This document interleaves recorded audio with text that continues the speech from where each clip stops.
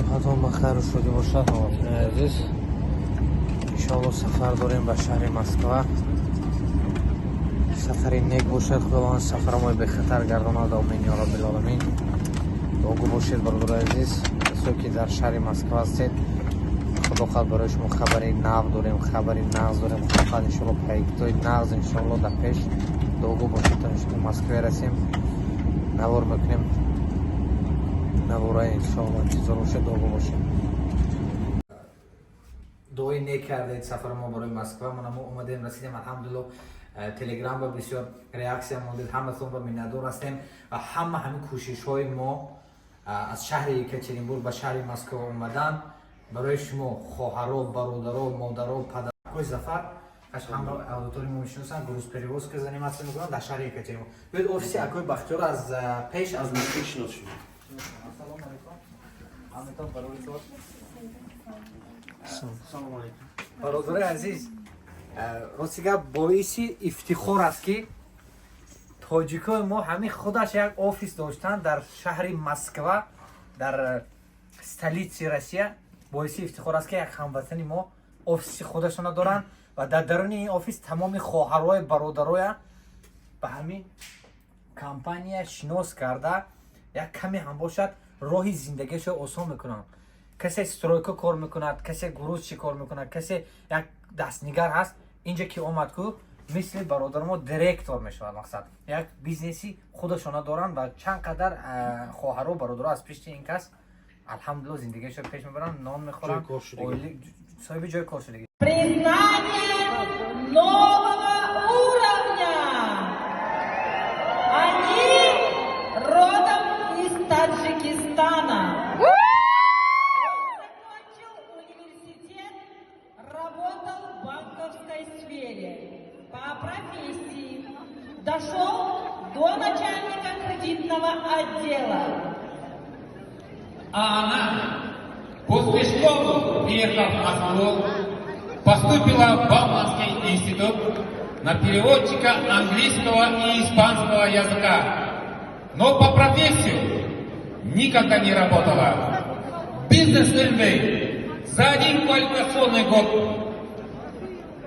Эта семья закрыли 6 уровней, подтвердили золото, уровень платина, рубин, жемчуг, сапфир и изумруд. Встречаем новых изумрудных лидеров компании MBA Додобаевы, Бахтияр и Махина.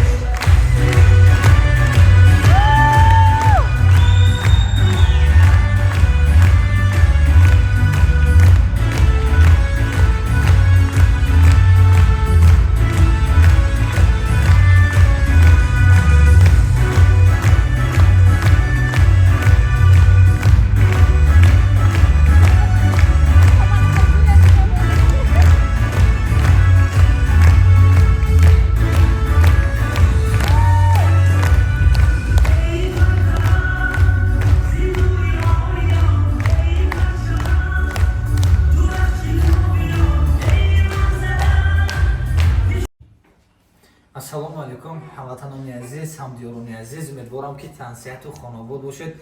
Бародарои азиз, бисёр ватсап дуои нек кардед сафари мо барои Москва. Мо омадем расидем, алҳамдулиллоҳ. Телеграм ба бисёр реаксия модид, ҳаматон ба миннатдор ҳастем ва ҳамаи кӯшишҳои мо аз шаҳри Екатеринбург ба шаҳри Москва омадан барои шумо хоҳаро, бародаро, модаро, падаро, барои ҳама миллати мисол худамо ва дигар узбекҳо, қирғизҳо, мақсад ҳамин компания ки мо барои шумо шинос мекунем, ин объединит мекунад, ин ҳама бародарои объединит мекунад.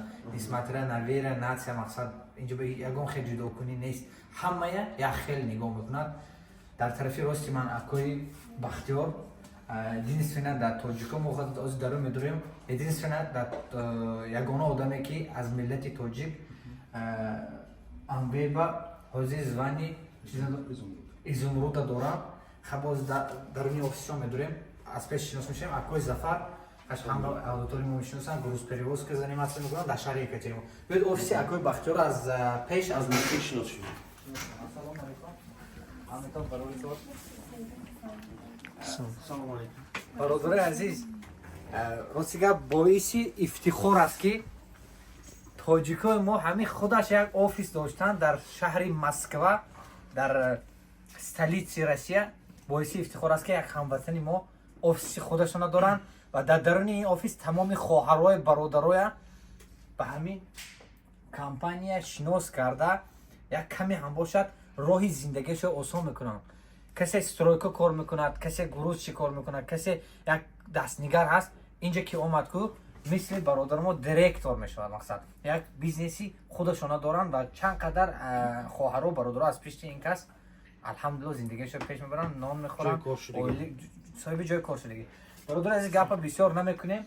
Ман алҳамдулиллоҳ ин офисшо набинед чӣ хел зебо, бовар кунед, як табиати зебо дорад. Як дар инҷо одам як настроение шаку ҷобаҷо мешавад. Да, мақсад бародари азиз. Ха, бародари азиз, мақсади мо омадани мо барои чи аз шаҳри Екатеринбург ба шаҳри Москва, бародарои шаҳри Екатеринбург, хоҳароя, падароя, модароя, инҷа намегӯяд ки ту чанд сола ҳастӣ. ҳамин аз 18 аз поина мешавад. Не, аз 18.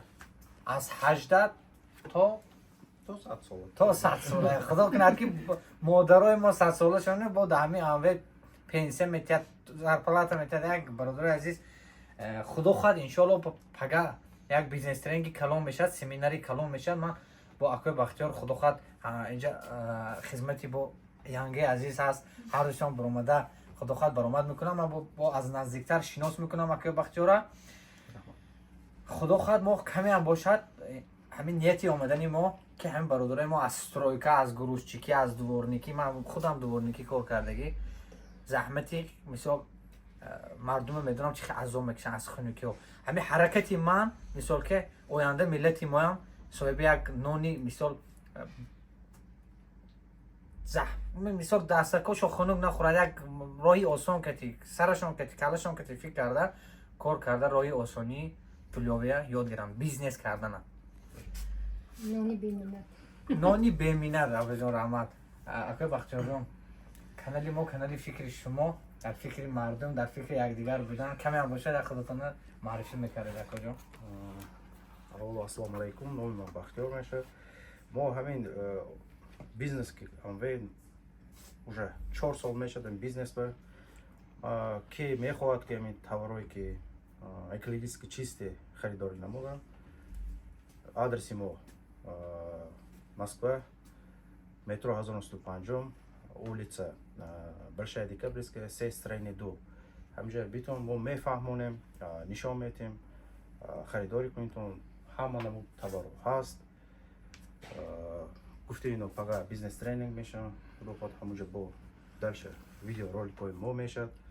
ҳазор раҳмат, шумо омадитон, хуш омадитон. саломат бошед. мана ҳамроҳи иҳон оянда мо ҳам бизнес мекардагӣ, мефаҳмондагӣ чӣ хеле ино гуфтан дар шаҳри Екатеринбург бисёр тоҷикои худомо ҳастанд, ӯзбекои худомо ҳастанд, қирғизҳо ҳастанд. 120 000 тоҷик.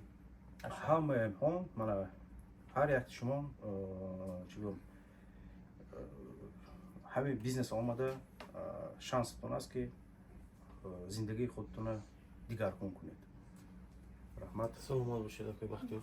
Бародари азиз, ин центри Москва аст, ҳамин наздики площадь 1905 дар дили Москва офиси бародари Тоҷик. боиси ифтихор аст, як бор дигар қайд мекунам, касое ки мехоҳед бо Amway зиндагиятонро дигаргун кунед, аз наздик омада шинос шавед. инҷа шумо заставид намекунанд, маҷбур намекунанд шумо иқа бора харед ё пул тиҳед. омадед продуксия барои худатон истифода мебаред. аз стирка сар карда, бӯёи хушккунанда, атир, барои духтаро крем, тамоми маҳсулоти мақсад зиндагиятонро метавонед дар ҳамин Amway харидорӣ кунед. дар зиндагиятон истифода баред, маъқул ки шуд, барои ҳамсаратон, барои хешовандонатон тавсия диҳед, болои ин шумо пул кор кунед. Какой-то проценти зиёдтараша мақсад шумо ба метиҳад 60%, хато накунам. иншоалло ман ина меомӯзам, хубтар меомӯзам. ҳамин барои ман омаданам Москва, барои ҳамин омӯхтани ҳамин Amway бародари азиз, ва худохоҳ каме ҳам бошад бародаро кати барои шумо хизмат мекунем. ногуфта намонад, инҷа гражданои Қирғизистон ҳастанд, Ӯзбекистон, ҳама хеле бовар мекунанд, суҳбат мекунанд, инҷа абидинид мекунанд ҳама бародароям. раҳмат ҳамон бародарои Қазоқистон бо мо аз наздик оли шаҳри Екатеринбург шинос мекунем, бо ҳамин ҷанба ҳастанд.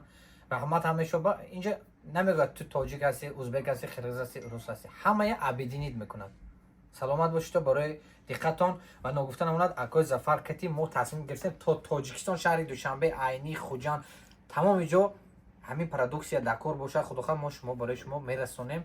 грузперевозка акои Зафар зиёда аз 15 сол шуд, аз соли 2007 бозо дар хизмати мардум ҳастам. саломат бошед.